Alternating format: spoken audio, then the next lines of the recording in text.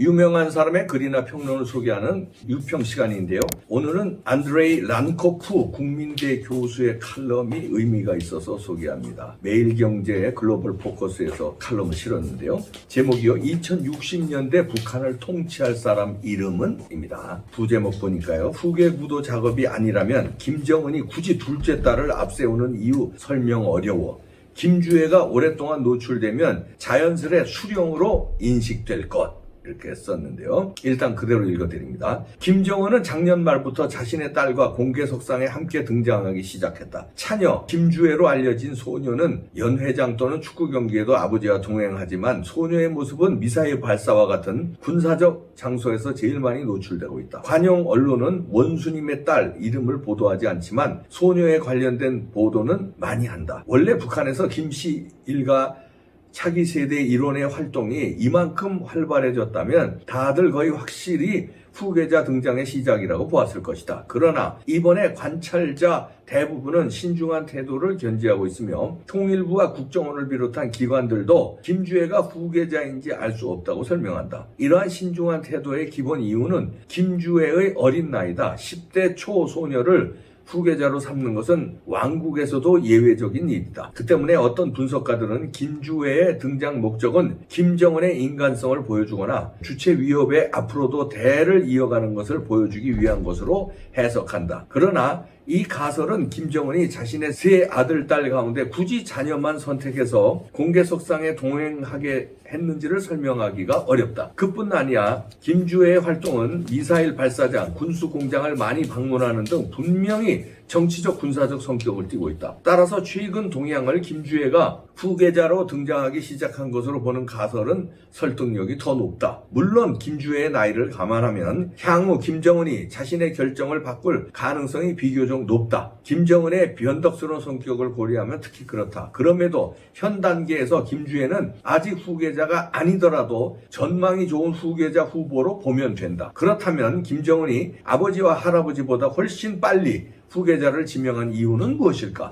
이유는 최소한 세 가지가 있다고 생각된다. 첫째, 김정은은 자신의 청년 시절 경험 때문에 후계자 결정을 빨리 내릴 이유가 있다. 김정일은 후계자 지명을 많이 연기했는데 2008년 뇌졸중을 앓은 후에야 김정은을 후계자로 선택했다. 이것은 그가 죽기 3년 전이었다. 너무 늦게 후계자로 지명된 김정은은 북한 정권의 내막 및 정치를 제대로 배울 시간도 없었다. 심지어 김정일이 후계 결정을 좀 더 연기해서 살아있을 때 후계자를 지명하지 못했다면 김씨 왕조의 미래뿐만 아니라 북한 수십만 세습 특권 계층의 미래까지 심각한 위험에 빠뜨렸을 것이다. 절대 군주제에서 제때 후계자를 내정하는 것은 국내 안정 및 엘리트 계층 특권 유지의 보장 장치 중 하나다. 둘째, 김정은은 거의 확실히 건강 문제가 있다. 2020년 봄부터 그는 장기간 공개석상에 등장하지 않거나 또는 중요 행사에도 참석하지 않는 상황이 종종 발생하고 있다. 체중 문제와 심한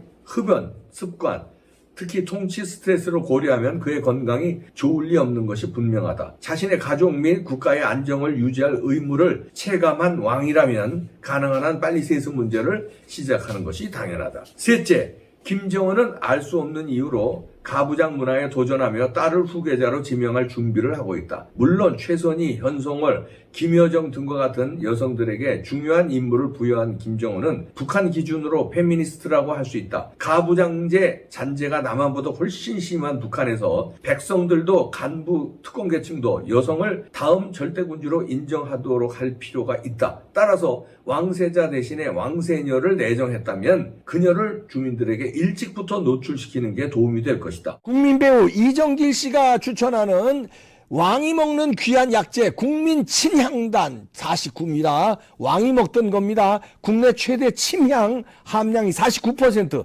아낌없이 넣습니다. 19가지 귀한 전통 원료 배합했고요. 기력 보강, 혈당 개선, 뇌 건강까지 하루 하나리면 됩니다. 이봉규TV 구독자 초특가 할인입니다. 한 세트 2개월분에 침향단 2통 59,800원, 4통 플러스 1통 2세트 5개월분입니다. 119,600원 파격 할인 080-767-3333 전화하세요. 애국기업입니다.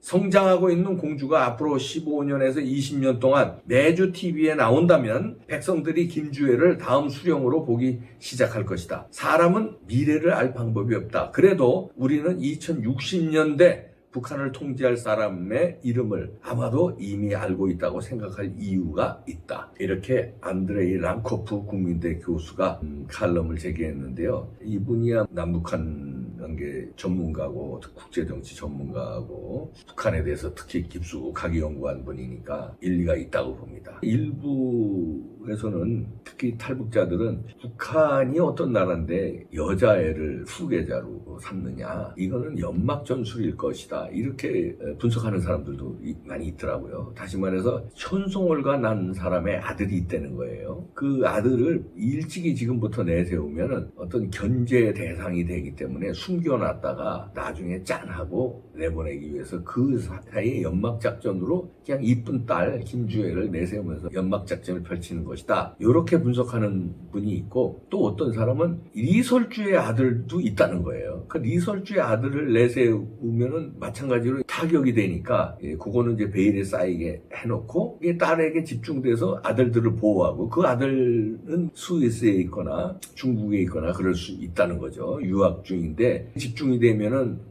위험할 수 있으니까 신변에. 그러니까 김주애에 집중시키고 베일에 쌓이게 한 다음에 유학이 끝난 다음에는 짠하고, 그렇게 이제 분석하는 사람들도 있는데, 저는 랑코프 교수의 이 분석이 심상치 않다, 의미가 있고 설득력이 있다고 볼 수 있습니다. 왜냐하면은 딸을 행사장 같은데 아니면 현지 지도하는데 이런 데 데려다니는 게 아니라, 랑코프 교수도 지적했지만 군사적인 행동, 그 다음에 중요한 통치 행위 하는데 데려다녀요. 그것도 그냥 데려다니는 게 아니라 완전히 리설주가 한 발짝 뒤에 있게 하고, 김여정이는 저쪽 뒤에 있게 하고, 김정은이가 탁 데리고 사열을 받고, 엄청난 행사에 한두 번이 아니거든요. 최근에 계속. 그거는 뭔가 의미가 있다는 얘기죠. 연막작전을 그런 식으로, 그것도 연막작전도 한두 번이고 어느 정도 자리가 있지, 중요한 자리, 엄청난 자리에 그런데 데리고 나간다고요? 그거는 이해가 좀 어려웠더라고요.근데 랑코프 교수의 이런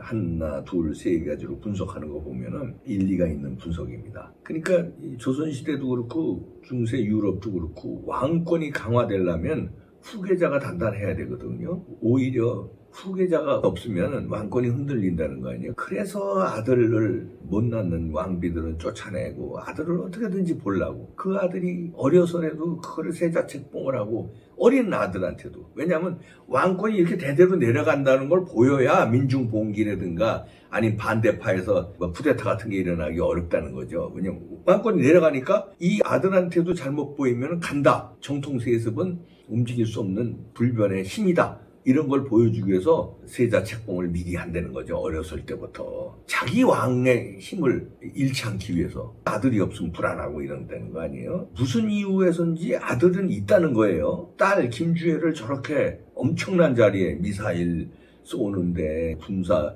퍼레이드 하는데, 이런 엄청난 자리 대동하는 거는 뭔가 북한 인민들에게 메시지를 주는 것이다, 해석 충분히 할 수 있습니다. 김정일이도 그랬다는 거예요. 김정철이가 있고 김정은이가 있고 김여정이가 있잖아요. 자질은 여정이가 제일 낫다는 거예요. 제일 지도자 자격이 독하고 머리도 총명하고 독하고. 그런데 여자니까 정은이를 선택했다는 게 요리사의 증언에서도 나오잖아요. 그때는 그랬는데, 김정은 입장에서는 굳이 아들로, 지금 시대가 바뀌었고, 김정은이는 스위스에서 유학한 친구예요. 그 유럽 사람들의 이런 것도 이제 몸에 뱄는데, 굳이 아들로만 후계를 고집할 필요 뭐 있느냐.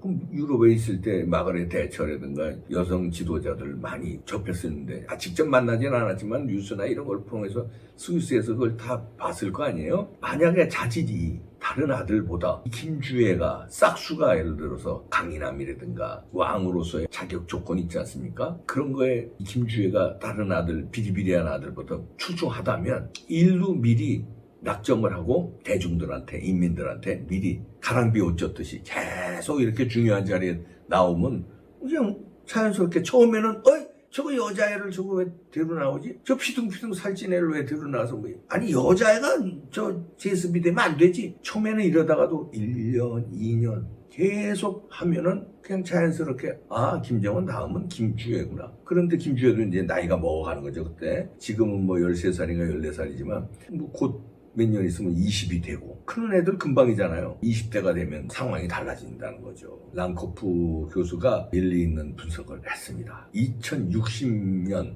지금부터 30몇 년 뒤죠. 2023년이니까 36년 뒤에 북한을 통치할 사람의 이름을 우리가 이미 알고 있는지 모르겠다. 그게 김주애일 수도 있다. 그러면 2060년에는 몇 살이에요? 지금부터 30 몇 년 뒤면은 김정은도 그렇게 장수할 것 같지는 않고 그 전에 죽을 수도 있고 오래 산다고 해도 2060년에는 명을 다할 텐데 그때는 중년이 된 중년 여성 그렇죠? 지금 14, 15살에다가 정확히 나이가 안 알려졌는데 36년 37년 더 하면 그럼 50 정도 되잖아요. 50의 김주애 여성 Why not? 왜 안 된다고 보냐 이런 얘기죠. 상황은 변한다는 얘기입니다. 장자가 후계 계통을 이어가는데 김정은인 장자도 아니잖아요. 그런 것도 다르다는 얘기예요. 그러면 남자로 꼭 이어가느냐? 그것도 모른다는 얘기죠. 아무리 북한이라도. 랑코프 교수의 지적 일리가 있어서 여러분에게 소개했습니다. 이야 김주애 지금서부터 하여튼 북한이에요. 그러나 2060년에 북한이 여전히 존재할 것인지 이것도 또 모릅니다. 일단 존재한다면 랑코프 교수는 그렇게 예측을 했는데 무너질 수도 있고 김정은이 빨리 지금 건강이 안 좋다니까 빨리 죽을 수도 있는데 너무 어린 여자의 김주애로는 그 통치가 안 되죠. 그럼 김여정이가 또 뒤집어 엎을 수도 있고 상황은 아직 모릅니다. 상황 몰라요. 하여튼 북한은 참 조선도 아니고